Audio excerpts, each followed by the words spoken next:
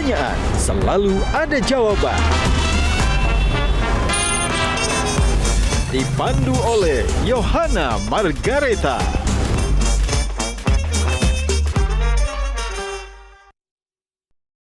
Dipersembahkan oleh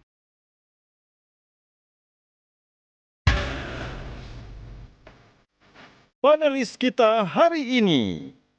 Benar nggak waktu centering rupiah pernah dipotong dari 1.000 sampai 1 rupiah? Itu betul nggak? Bu Hatta aja nggak dikasih tahu. Ada nggak sih peristiwa-peristiwa yang memang Bung Hatta menolak menggunakan fasilitas negara karena merasa bahwa, oh ini kepentingan pribadi nih. Arti sederhana dari seorang Gus Dur seperti apa? Karena bagi aku, anak muda sekarang, sederhana itu hanya pencitraan.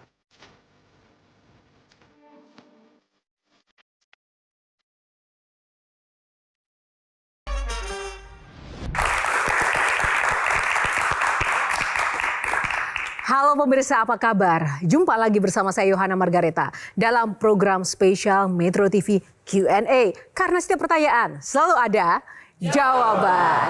Dan terima kasih kepada seluruh pemirsa yang sudah setia menonton Q&A dan terima kasih kepada penonton yang hadir di sini, adik-adik mahasiswa di Jakarta. Terima kasih teman-teman. Tepuk tangan dong.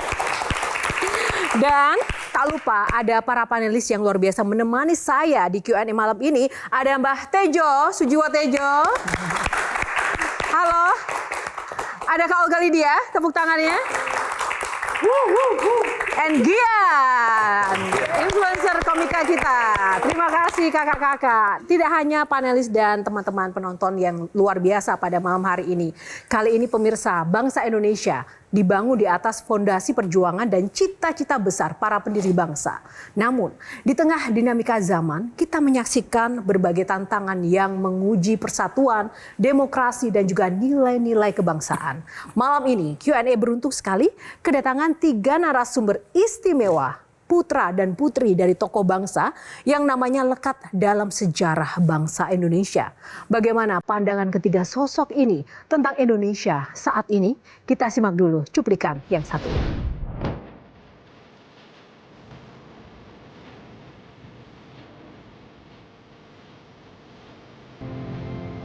Tidak pernah kami mengaku kalah. Kami senantiasa menyimpan dalam jiwa kami cita-cita Indonesia merdeka, berdaulat, adil, dan makmur.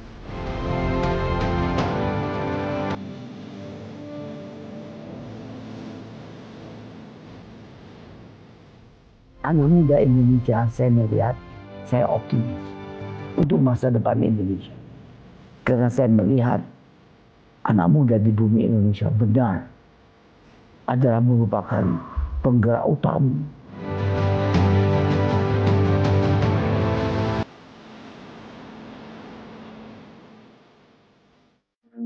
Kita juga pihak keamanan dan TNI untuk tidak menembak siapapun. Lebih meriah lagi kita berikan tepuk tangan untuk bintang tamu kita. Ada Ibu Halida Hatta,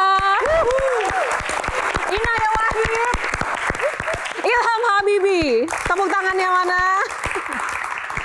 Ibu Halida, Mbak Inaya, Bang Ilham, terima kasih sudah berkenan hadir di Q&A. Apa kabar Ibu? Baik, terima kasih. Baik, Senang terima sekali. kasih. Terima kasih untuk waktunya Mbak Inaya. Apa kabar? Ya, baik-baik aja. Agak ada yang berbeda ya teman-teman. Ini apa nih makna baju pink dan hijau yang dipakai pada Q&A malam ini, Mbak? Oh ya, ini baju pink, tapi ini celana saya sendiri ya. Saya nggak ngambil dari rumahnya Pak Sahroni yang pasti. Saya nggak minjem celana pinknya dia. Permulaan. Mantan tadi kalau Mbak Lida kan apa kabar baik. Dia mikir dulu loh, apa kabar? Mikir panjang baru. Kenapa? Kenapa? Nggak tahu tanya. Biasa aja. Biasa aja. Karena kan ditanya ini artinya apa. Bukan apa kabar. Oh, Bukan ya. apa kabar. Oh iya, karena kalau mau dibilang baik juga sebenarnya nggak baik-baik banget dengan kondisi Indonesia hari ini, gitu maksudnya. Oke. Bajunya 17/8, ini adalah 17 tuntutan yang harus diselesaikan hingga 5 September 2025 dan 8 tuntutan yang harus diselesaikan dalam waktu 1 tahun oleh pemerintah. Oke, semangat untuk Mbak Inaya. Terima kasih Mbak Inaya. Dan Mas Ilham Habibie, apa kabar Mas? Alhamdulillah sehat. Sibuk apa akhir-akhir ini?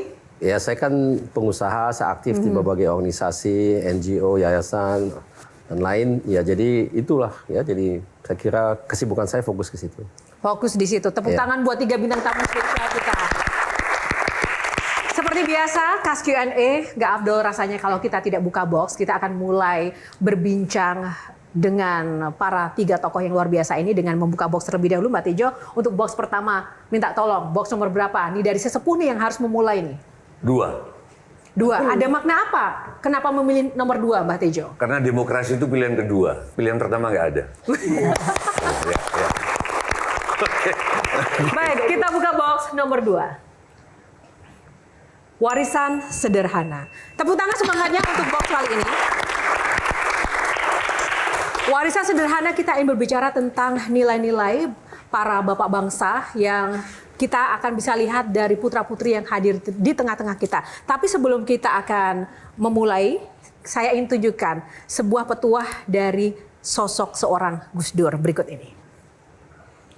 Gus Dur pernah mengatakan, tidak ada jabatan di dunia ini yang perlu dipertahankan mati-matian. Menurut Mbak Inaya, quotes Gus Dur ini, jika dilihat dengan situasi seperti ini, relevan nggak? Iya, relevan banget. Karena hari ini banyak sekali orang yang nggak bisa, yang fokusnya pada jabatan. Yang fokusnya itu memang bukan, misalnya nih, maju untuk punya sesuatu yang buat rakyat, untuk kepentingan rakyat. Mereka mau ke situ hanya karena emang ada jabatannya dan itu menguntungkan buat mereka. Itu sudut pandang mereka. Jadi kalau itu nggak bawa keuntungan, mereka nggak akan melakukan itu. Contoh simple, kenapa saya bilang mereka melakukan itu.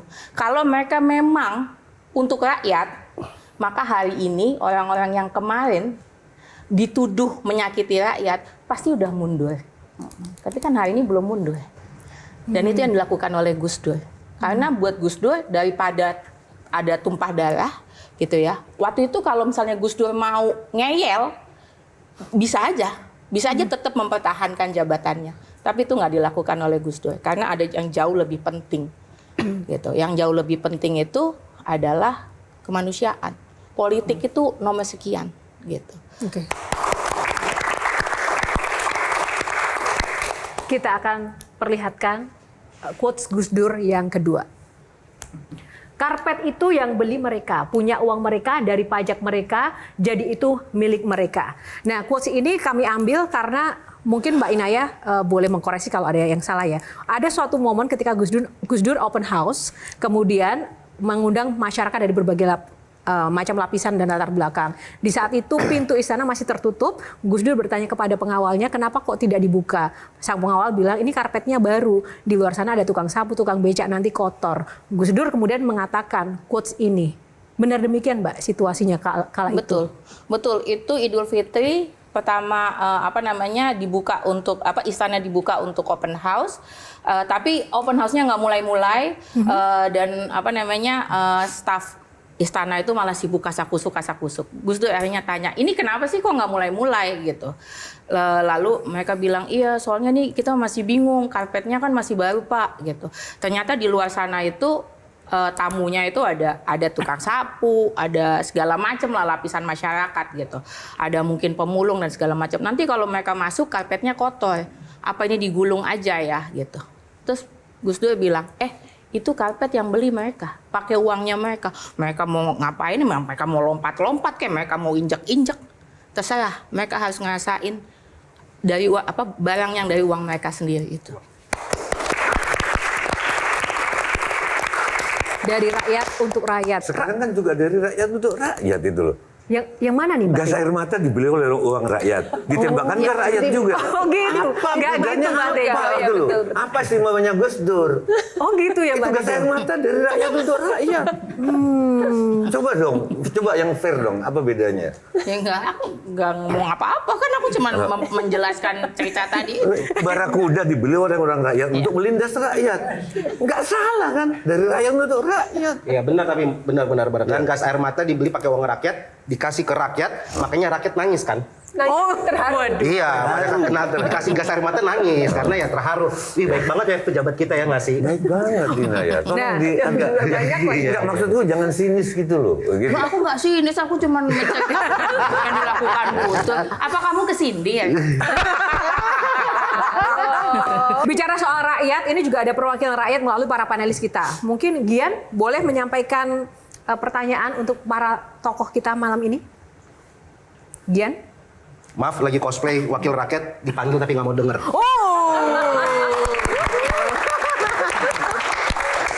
Makanya aku kaget, ini kok tiba-tiba Gian terdiam gitu. Ya pura-pura sibuk aja. Enggak.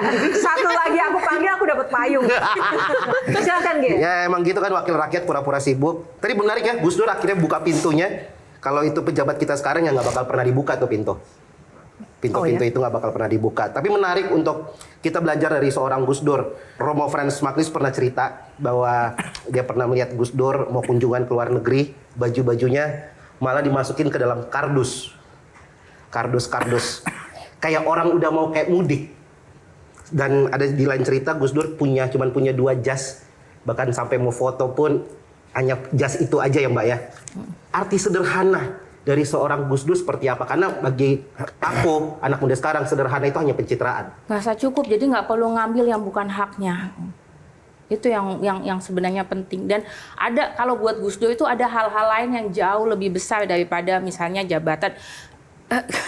Apa ya, kayak misalnya Gus Dur itu memang di dalam kepalanya sebelum berangkat jadi presiden itu sudah melakukan banyak hal. Maksudnya sudah punya vision. Ini mau diapain negara, yang penting apa untuk rakyat, karena base-nya itu rakyat, kepentingan rakyat gitu. Kenapa saya bilang kayak gitu, karena kalau orang yang kepentingannya bukan untuk rakyat, itu akan kelihatan gitu, akan kelihatan dari tindakan yang mereka lakukan. Konkretnya, kayak gini. Kenapa saya bilang orang-orang itu, anggota dewan itu tidak pernah memikirkan rakyat. Memang tujuannya dapat jabatan itu bukan untuk rakyat. Karena kalau mereka untuk rakyat, mereka nggak perlu nunggu jadi anggota DPR untuk melakukan sesuatu. Gus Dur itu jadi presiden karena sebelumnya udah ngelakuin banyak hal. Nah, jadi kalau fokusnya di situ, dia udah nggak mikirin lagi benda-benda apa segala macam. Ada nggak penting buat dia. Dia mah yang penting itu ada CD, Discman, displayer, kaset wayang. Udah selesai. Tapi nggak tetap bersama rakyat. Gitu. Bung Hatta sudah biasa untuk hidup sengsara dan hidup susah.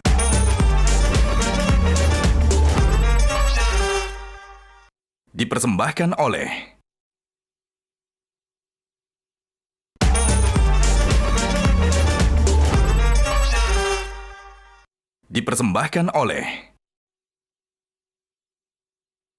Kita bicara soal Gus Dur, kita geser sedikit soal Bung Hatta. Nah, sebelum kita bicara soal Bung Hatta, kita saksikan dulu yang satu ini, fakta tentang Bung Hatta. Rakyat adalah prioritas utama, itu adalah prinsip beliau. Hidup sederhana, cinta tanah air, berjuang dan konsisten dalam sunyi, Bapak Palang Merah Indonesia, guru etika di rumah, menolak menggunakan uang negara untuk kepentingan pribadi. Ibu Halida, apakah semuanya ini memang nyata di kehidupan sosok Bung Hatta di balik layar selama ini? Ibu melihat sang ayah? Iya, memang begitu. Jadi kami dididik dalam cara hidup yang membumi ya.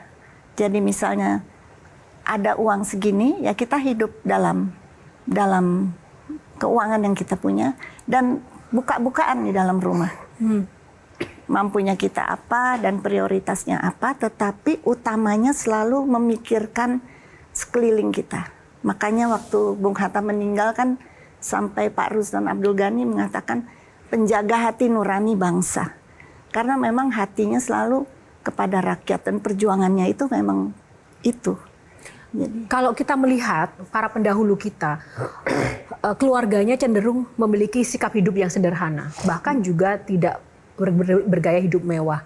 Tapi apakah sebenarnya ketika memiliki jabatan tertentu, menjadi seorang pemimpin tidak boleh kaya atau tidak boleh memiliki harta yang banyak, Ibu Halida? Menurut Ibu gimana? Sebetulnya kalau itu adalah pencarian sendiri, dengan misalnya Bung Hatta itu dengan menulis buku, menulis tulisan, kemudian diterbitkan di luar negeri, dan ada uang, ditabung. Lalu ia mempunyai sesuatu barang yang memang berguna untuknya, untuk kehidupannya sehari-hari, itu ya sah saja. Misalnya harus tampil rapi, tapi tidak harus mewah. Dan ada satu cara hidup yang tertib gitu. Menurut Ibu sebagai putri Bung Hatta, lebih banyak suka atau dukanya Ibu selama perjalanan hidup dari kecil sampai sekarang? Di dalam keluarga kami selalu dekat di hati ya, dan juga kami tercerahkan dengan cara hidup ayah dan ibu yang selalu menaruhkan perasaannya kepada rakyat, kepada lingkungan, kepada persahabatan, kepada mengupayakan supaya kita harus menjadi orang yang benar, yang jujur, dan integritas. Dan itu memang sudah gayanya begitu. Ya, jadi menempatkan hatinya di orang lain. Singkat saja, Kak Olga. Aku penasaran juga ya, karena jabatan Bung Hatta itu kan sangat tinggi. Tentunya fasilitas negara yang bisa dinikmati itu sangat-sangat banyak gitu. Ada nggak sih peristiwa-peristiwa yang memang Bung Hatta menolak menggunakan fasilitas negara karena merasa bahwa ini kepentingan pribadi nih, bukan kepentingan pekerjaan atau negara gitu. Karena kan kadang-kadang menggoda gitu, masa cuman gini doang nggak bisa sih, saya kan jabatannya tinggi, saya berkorbannya banyak, saya dibuang di mana-mana oleh Belanda gitu. Pernah nggak ada satu peristiwa yang mungkin bisa diceritakan dan dibagikan bersama? Justru kami itu memang hidup untuk bersama-sama dengan tanah air dan bangsa, di mana seperti ayah selalu bilang, dengan rakyat kita maju, dan dengan rakyat pula kita bisa merasakan maju mundurnya keadaan. Apa yang menjadi haknya, secara misalnya jabatan, ada sesuatu yang diatur oleh undang-undang bahwa itu memang haknya dia, misalnya selama menjabat tinggal di rumah dinas, itu adalah haknya. Tetapi membuat demarkasi mana yang merupakan barangnya dinas, mana yang merupakan barang pribadi. Jadi kalau misalnya dikasih rumah dinas harus ditempati ya, tidak boleh menolak, atau mungkin memilih untuk mentahannya aja itu nggak boleh, tunjangan itu nggak boleh ya? Ya kan, Gian nggak boleh ya? Apalagi kalau rumahnya di Bintaro. Baik, terima kasih. Oke. Ini info aja untuk Mbak Mbak lah. Jadi di Jakarta Utara pernah habis ngabuburit, saya sama Iwan Fals tampil, tapi saya memperhatikan pas Iwan Fals tampil lagunya tentang Bung Hatta. Itu penonton diem semua dan menyalakan lilin yang terdengar jasamu, terkenang jelas jiwa sederhanamu. Orang diam semua, seluruh. Jadi cuma ngasih tahu itu. Boleh nanya sekali? Oke, singkat saja. Saya mau konfirmasi ke Bu Alida tentang kejujuran. Benar nggak waktu senering rupiah pernah dipotong dari 1.000 sampai 1 rupiah? Besoknya. Itu kalau saya kan ngasih tahu keluarga supaya tukar dolar. Itu betul nggak Bu Hatta aja nggak dikasih tahu? Itu satu. Terus kedua soal etika. Betul nggak Pak Hatta itu setiap kali baca buku selalu bersih, kadang ada kiai yang bilang dia pakai sepatu dulu, terus mendoakan penulisnya, baru dia baca. Itu dua hal. Untuk yang pertama, iya, waktu menjadi wakil presiden, ada keputusan bahwa uang harus dipotong ya. Itu yang dibilang Gunting Syafruddin.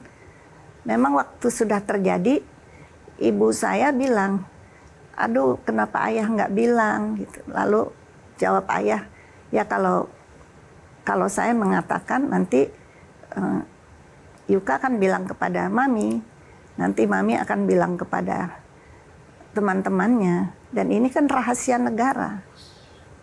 Tidak bisa. Gila ya. Bisa menahan diri untuk menyelamatkan, sebetulnya kan bisa menyelamatkan diri sendiri. Iya, kasih tahu dulu dong, besok mau dipotong dulu rupiah. Enggak. Tapi enggak, tetap bersama rakyat. Gitu. Bung Hatta sudah biasa untuk hidup sengsara dan hidup susah. Karena memimpin itu menderita. Rela untuk menjadi political prisoner, menjadi tahanan politik, karena gerakannya untuk kemerdekaan diawasi selalu waktu bikin kaderisasi pendidikan nasional Indonesia PNI baru tahun 30-an dari satu kota ke lain kota di Jawa, Jawa Tengah, Jawa Timur, Jawa Barat. Lalu jadi kan diawasi terus. Akhirnya tuh idealismenya itu dianggap berbahaya oleh pemerintah kolonial Belanda waktu itu. Terus dipenjarakan di Glodok, penjara Glodok untuk dibuang ke Bovendigul di Papua. Jadi sudah biasa, sudah di mana aku hidup yang kuinjak adalah tanah airku, aku gembira, aku bahagia. Loh, kosong. Kosong ya Mbak ya? Kirain tumbler, nggak taunya anggota dewan.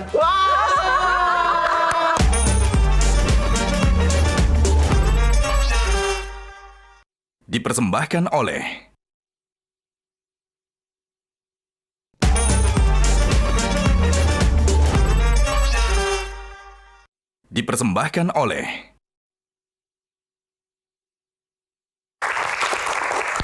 Ya, kembali di Q&A masih bersama Ibu Halidah Hatta, Mbak Inaya Wahid dan juga Bang Ilham Habibie.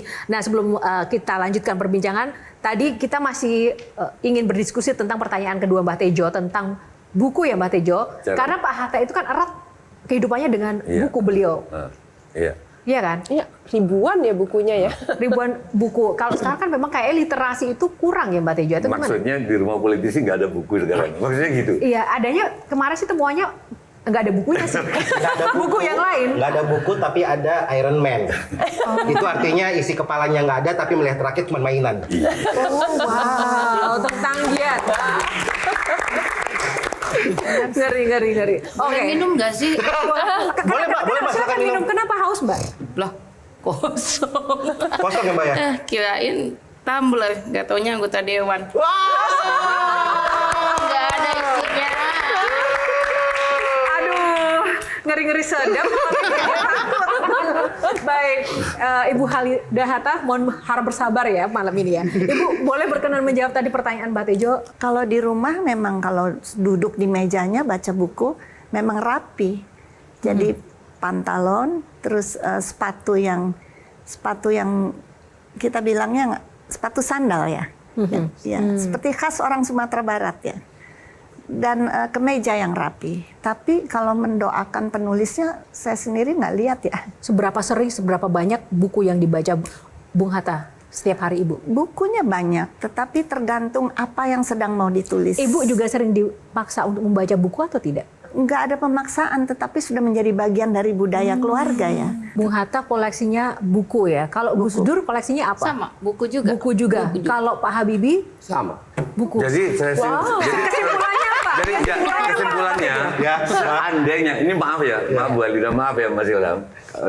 Seandainya sekarang malam ya, waktu itu terjadi penjarahan, sorry, di rumah Bung Hatta, di rumah Gus Dur, di rumah Pak Habibie, orang cuma dapat buku ya. Pak Tejo, kalau mau jaga di rumah Gus Dur nggak dapat apa-apa karena Gus Dur itu bahkan setelah nggak jadi presiden itu minjem duit ke anaknya karena nggak punya duit. Kalau sekarang kan bajakin rakyatnya kan. Kita masih ada lanjutan box yang akan kita buka box kedua. Mbak Inaya, box nomor berapa untuk segmen kali ini? Sesuai urutan saya jadi 4 boleh. 4. Oke, kita buka box nomor 4. Democracy. Tepuk tangan untuk box malam. Waduh. Kalau tadi kita sudah mendengar perspektif dari Gus Dur, Bung Hatta, saatnya kita mendengarkan perspektif dari Mas Ilham Habibie. Mas Ilham, sebelum saya persilakan panelis, seandainya almarhum Bapak melihat situasi bangsa saat ini, kira-kira beliau akan berpikir atau mengatakan apa ya, Mas Ilham? Iya, saya kira Bapak kan sebetulnya fundamennya itu adalah seorang insinyur ya. Jadi insinyur itu pada dasarnya selalu berorientasi kepada solusi. Kita mencari solusi, karena saya juga insinyur. Mencari solusi, menemukannya dan juga implementasi. Jadi kalau kita lihat situasi saat ini, apa sebetulnya akar dari permasalahannya? Demo dan sebagainya buat saya itu cuma puncak dari atau gunung esnya ya. Yang di bawah itu apa? Ya jelas ya, lapangan pekerjaan kurang. Kemudian daya beli masyarakat menurun sekali. harga naik sebagian ya, tapi nggak semuanya, dan lain-lain ya. Itu yang pasti menjadi fokusnya, karena tidak ada gunanya kita mendamaikan demonstrasi, tapi masalah fundamentalnya nggak selesai. Ini dia masalah utamanya. Itu yang penting. Ini menarik. Nanti kita akan ulas Mas Ilham, tapi kita mau lihat dulu flashback sejenak apa yang menjadi kata-kata mutiara para pendahulu kita, Pak Habibie dan juga Gus Dur. Pak Habibie, kalau saya tidak mengubah sistemnya, maka saya akan menjadi bagian dari sistem yang salah. Oke, kita akan langsung juga lihat Gus Dur. Kekuasaan adalah amanah yang harus digunakan demi kesejahteraan rakyat. Sangat powerful sekali apa yang disampaikan Pak Habibie dan juga Gus Dur. Menurut Mas Ilham, relevansi dengan situasi sekarang seperti apa? Saya kira pertama yang saya ingin sampaikan ini mirip dengan Mbak Inaya. Kita harus sadar sebagai orang dimanapun kita berada, tujuannya bukan kekuasaan. Tujuannya adalah kita mengubah situasi, kita memperbaiki masa depan, kita mencari solusi. Kekuasaan itu adalah alat yang kita harus gunakan untuk mencapai tersebut, tapi bukan tujuan sendiri. Itu banyak orang yang keliru dengan itu, saya kira. Benar itu ya. Tapi itu memang bagian daripada masalah terkait dengan kekuasaan. Kekuasaan itu sebetulnya membuat orang dia bisa menjadi nggak pernah, dia selalu haus gitu ya. Nggak pernah puas. Kayak kecanduan gitu ya. Dan ada juga yang disebut sebagai mabuk kekuasaan atau kecanduan kekuasaan. Itu memang sesuatu hal yang susah ditangani oleh manusia. Ya. Saya kira itu memang satu kenyataan universal. Gitu ya. Jadi semua orang menghadapi itu. Jadi memang tidak semua orang bisa menangani dirinya kalau dia sudah berkuasa. Tidak bisa menangani dirinya ketika dia sudah berkuasa. Berasa ya dia sudah di atas semuanya. Jadi apapun yang dia lakukan benar dan susah ditantang, sudah dikritik gitu, nggak mau ngalah karena dia sudah berkuasa. Menarik adalah masalah solusi. Iya. Ya, dan menurutku ya benar, demo aspirasi itu adalah hal yang wajar di politik, di pemerintahan. Goncangan-goncangan itu hal yang biasa. Tapi yang kita bisa lihat, Bung Hatta, Gus Dur, dan Pak Habibie selalu mempunyai solusi terhadap suatu masalah. Tapi apa yang membedakan dengan pejabat-pejabat kita? Solusinya serasa nggak ada atau lambat. Apa yang membedakan? Value apa sih sebenarnya yang membedakan atau kenapa sih? Mulai dari niat. Kalau mau menjadi abdi negara, niatnya ya harus itu. Tidak memikirkan diri sendiri, memimpin itu siap menderita. Dan lepaskan semua ego-ego untuk kepentingan sendiri. Kan orang tuh punya kepintaran dan punya juga rezeki dari Tuhan. Ambillah yang halal, tetapi hidupnya itu harus untuk tanah air dan bangsa dan masyarakat. Karena memang sudah memilih jalur itu. Niatnya apa? Ya kalau Bung Hatta ya jelaslah pergerakan nasional ingin Indonesia merdeka. Jadi apa sih Indonesia merdeka itu?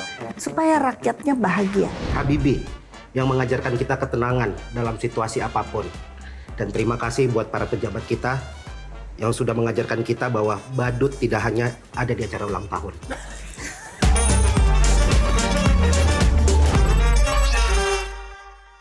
Dipersembahkan oleh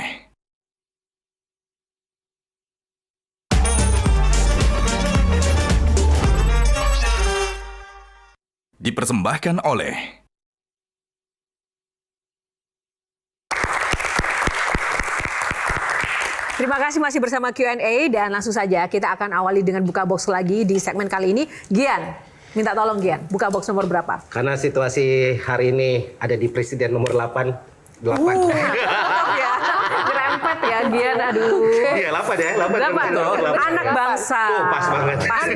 Pas banget.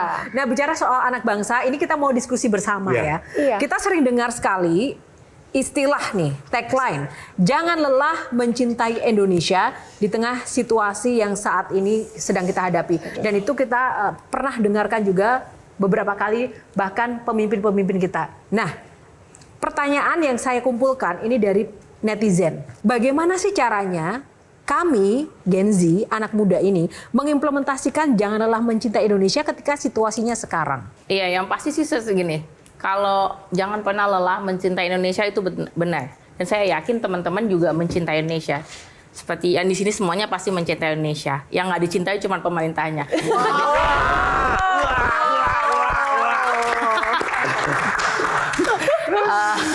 Aduh, lanjut. Pedas. Tapi lakukan terbaik apa yang bisa kita lakukan untuk make sure bahwa hari ini bukan cuman bahwa tujuan negara adil, sejahtera dirasakan oleh semuanya, itu benar-benar kejadian gitu. Nah, itu tugasnya kita semua tuh sebenarnya gitu.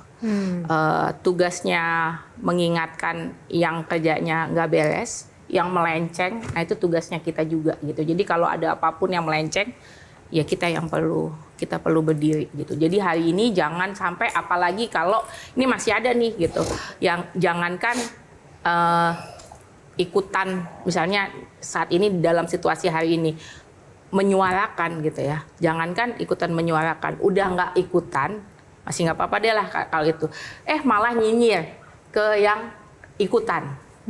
Itu jangan, karena biar gimana pun apa yang mereka perjuangkan itu nanti akan dirasakan oleh semuanya gitu. Dan make sure bahwa kita tuh nggak sendirian loh gitu. Jadi apapun yang kita lakukan, kalau itu berhubungan dengan negara gitu, itu akan dirasakan oleh semuanya. Tadi topiknya mengenai anak bangsa. Ada suatu masa di mana saat Gus Dur naik menjadi presiden, saya merasa betul menjadi anak bangsa sama seperti yang lain gitu, karena banyak hal-hal diskriminasi yang dicabut oleh Gus Dur, dan juga untuk saudara-saudara kita yang menganut kepercayaan itu juga menjadi anak bangsa juga, memiliki hak-hak yang sama. Mungkin Inayah bisa cerita dikit apa sih yang melatar belakangi Bapak untuk melakukan itu gitu? Karena biasanya itu menjadi prioritas nomor sekian gitu, karena banyak sekali masalah yang harus diselesaikan. Dan saat aku tambahin juga, ketika juga ada gejolak, kadang isu-isu SARA atau diskriminasi itu dimunculkan sebagai mungkin pengalihan isu, padahal itu sangat berbahaya juga, apalagi di era sekarang. Silakan Mbak Inayah. Gus Dur tuh selalu ngomong, nggak ada yang namanya gini, perdamaian tanpa keadilan itu ilusi. Jadi kita nggak bisa ngomongin kita punya negara damai kalau rakyatnya ngerasa nggak adil. Keadilan pertama itu adalah eksistensinya diakuin, identitasnya diakuin. Saya ada, mereka ada, itu dulu. Dan itu yang ingin dilakukan oleh Gus Dur. Makanya semuanya, teman-teman misalnya dari Papua dulu bilang ngerasa eksistensinya dengan nama Irian Jaya yang dianggap peyoratif. Mereka nggak mau nama itu. Ya sudah, dikembalikan lagi identitasnya gitu. Jadi teman-teman teman-teman Tionghoa dikembalikan, bukan dikembalikan, maksudnya itu emang punya mereka gitu. Harus diakuin gitu. Jadi itu yang basic, itu basic humanity. Kita nggak bisa nuntut apapun kalau yang paling basic aja nggak dikasih, hak hidup mereka nggak dikasih. Ngomongin hak hidup, saya pengen melakukan sesuatu. Afan Kurniawan, Muhammad Akbar Basri, Sarinawati, Saiful Akbar, Rusdam Diansyah, Reza Sendi Pratama, Sumari, Andika Lutfi Falah, Septinus Sisa, Iko Julian Junior. Itu hak hidupnya sudah keambil dalam waktu beberapa hari ini. Jadi kalau sampai keadilan nggak dikembalikan ke rakyat udah bayar pajak, rakyat sudah melakukan semuanya, dan anggota dewan masih nggak memberikan hak rakyat, saya udah nggak tahu lagi deh itu manusia apa. Itu aja. Ya, terima kasih Mbak Inayah juga.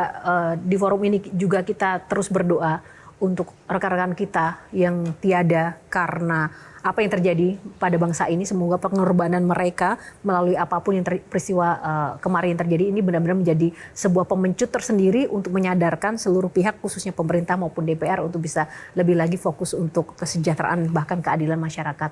Baik, karena waktu kita terbatas, langsung saja kita udah masuk, mohon maaf, ke penutup. Mbak Tejo, silahkan Mbak. Ya langsung ke Bu Halida, saya iri ada lagi enggak pemimpin yang dulu gebrak-gebrakan meja di rapat, habis itu goncengan bareng pulang.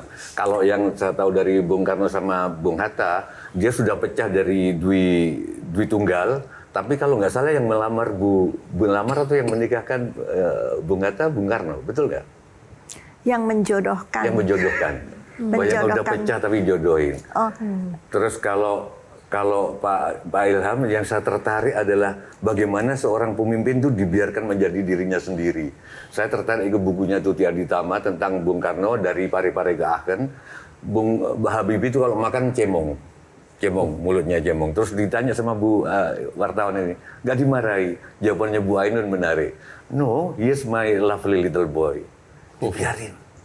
Jadi jangan diatur-atur lah gitu loh. Yang kedua soal cinta, jangan pernah lelah mencintai apa? Itu nggak tepat karena cinta itu nggak pernah ada lelahnya. Tapi menjadi Indonesia mungkin jangan pernah lelah. Saya berpendapat bahwa cinta tak perlu pengorbanan. Pada saat kau merasa berkorban, cintamu sudah mulai pudar. Cinta nggak ada lelah-lelahnya. Yang terakhir karena ini Bung Gus Dur itu nggak ada pekerjaan lain kecuali kalau lagi senggang masang earphone wayang. Dengerin wayang, saya bawa wayang. Dari Bu Ahlida sama Pak Ilham tentang generasi instan. Tolong kalian jangan jadi ini. Ini Gatot Kaca. Gatot Kaca itu masih bayi, mau diadu sama angkara murka raksasa, dicemplungkan ke kawah Candra di muka. Langsung gede begini. Jangan, nggak ada yang instan kata Bu Halida, nggak ada yang instan kata Mas Ilham.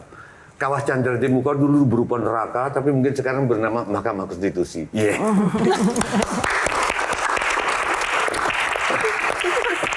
Makasih Mbak Tejo. Silakan Kak Olga. Menarik ya tadi kalau dengar Bu Halida bahwa dalam berbangsa dan bernegara itu dibutuhkan trust gitu. Mudah-mudahan dengan berbagai peristiwa yang terjadi akhir ini, trust itu bisa dibangun gitu. Walaupun sampai sekarang belum terlihat tanda-tandanya, ya. Tapi harapannya mudah-mudahan mereka bisa kembali melihat kepada para pendiri bangsa bahwa trust itu harus dibangun gitu. Itu yang pertama. Pada saat mendapatkan kekuasaan, siapapun itu di jalan kekuasaannya kecil, itu juga sudah ada tanda-tanda bagaimana menyalahgunakan kekuasaan gitu. Walaupun jabatannya belum tinggi gitu. Bahkan di kelas-kelas yang sangat bawah pun gitu, begitu jadi RT, jadi RW, jaga portal gitu, itu sudah ada tanda-tanda untuk menyalahgunakan kekuasaan. Mungkin kita harus kembali lagi dan berpikir bahwa kita tuh sudah merdeka 80 tahun gitu. Berhentilah menjadi orang-orang yang feodal gitu. Karena orang-orang feodal itu akan merasa bahwa dia berhak mendapatkan sesuatu hanya karena anaknya siapa atau punya apa, dia butuh untuk dihormati, sehingga dia mati-matian menjaga jabatannya karena merasa dia berhak gitu. Mungkin kita perlu belajar dari Gus Dur bahwa merasa bahwa jabatan tuh nggak ada yang perlu dipertahankan mati-matian seperti itu. Gitu. Baik, terima Jadi kasih, mungkin itu yang kita pelajari dari mereka. Silakan Dian. Nggak denger deh. Udah dengar kan Dian? Udah dengar, udah nggak cosplay lagi. Udah mundur. Nggak mau yang keras-keras, yang santun-santun aja. Aku cuma pengen ngucapin terima kasih buat Bung Hatta yang udah mengajarkan kita tentang berjuang. Terima kasih buat Gus Dur yang mengajarkan kita tentang toleransi. Terima kasih untuk Habibie yang mengajarkan kita ketenangan dalam situasi apapun. Dan terima kasih buat para pejabat kita yang sudah mengajarkan kita bahwa badut tidak hanya ada di acara ulang tahun.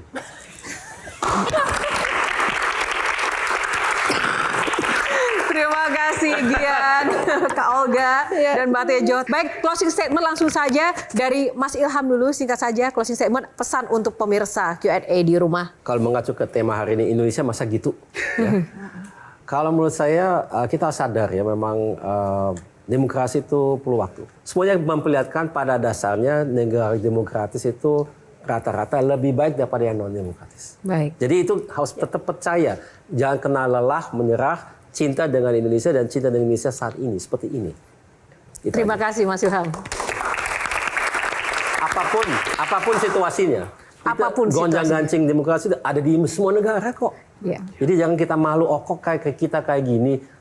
Bukan saya, itu bukan excuse ya, bukan ini. Kita harus perbaiki, tapi itu selalu terjadi. Justru normal dalam demokrasi. Menjadi kalau nggak tantangan, terjadi, bukan ya. demokrasi namanya. Ya. Ditekan semuanya.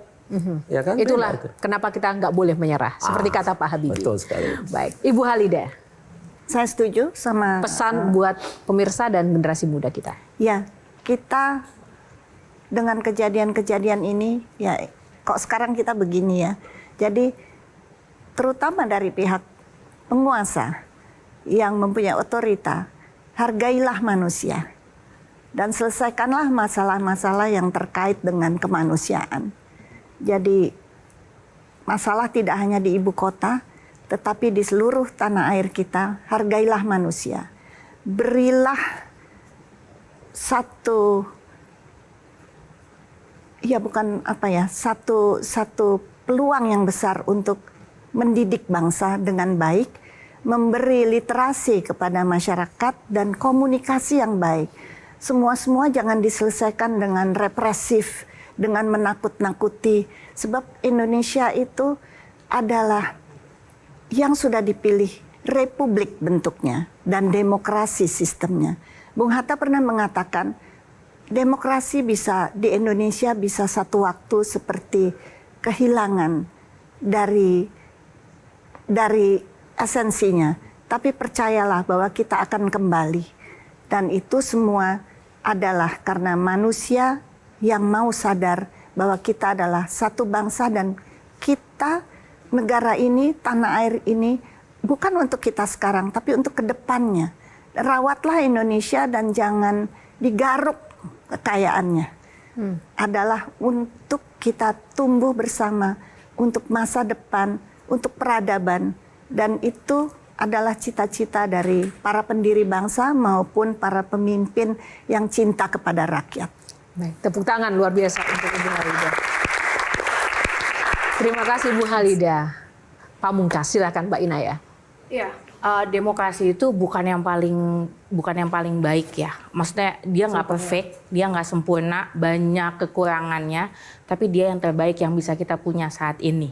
Dan di dalam demokrasi nilai currency atau mata uang yang paling besar itu adalah kepercayaan. Dan hari ini itu hampir hilang. Nah, untuk bisa menjaga kepercayaan itu tetap ada tiga hal yang penting untuk dilakukan oleh negara, yaitu transparansi, reformasi, dan empati. Dan untuk kita semua perlu mengawasi mereka untuk benar-benar mau melakukan hal tersebut. Itu yang bisa kita lakukan untuk jaga demokrasi. Baik. Terima kasih sekali lagi, luar biasa inspirasi dari Bang Ilham, Mbak Inaya, dan Ibu Halida. Terima kasih untuk waktunya dan juga para panelis kita, Mbak Tejo, Kak Olga, dan juga Gian, teman-teman yang ada di Q&A pada malam hari ini. Tepuk tangan untuk kita semua. Terima kasih waktunya, inspirasi dan juga insight-nya. Dan terima kasih untuk Anda pemirsa. Demikianlah episode Q&A kali ini. Semoga dapat memberikan inspirasi dan juga menambah pengetahuan baru bagi Anda yang menyaksikan pada malam hari ini. Dan tak lupa terima kasih untuk Sarung Gajah Duduk yang telah menyediakan busana yang saya kenakan pada hari ini, Sarung Gajah Duduk Legenda Nusantara yang ada tulisan Arabnya. Atas nama kru yang bertugas, saya Yohana Margareta undur diri. Kita akan bertemu dalam episode Q&A yang inspiratif lainnya, karena setiap pertanyaan selalu ada jawaban. Terima kasih, sampai jumpa lagi. Terima kasih, Uji.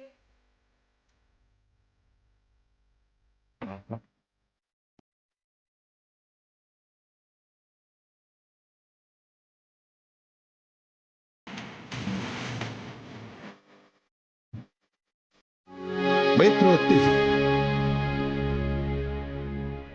Pertanyaan selalu ada jawaban. Dipandu oleh Yohana Margareta.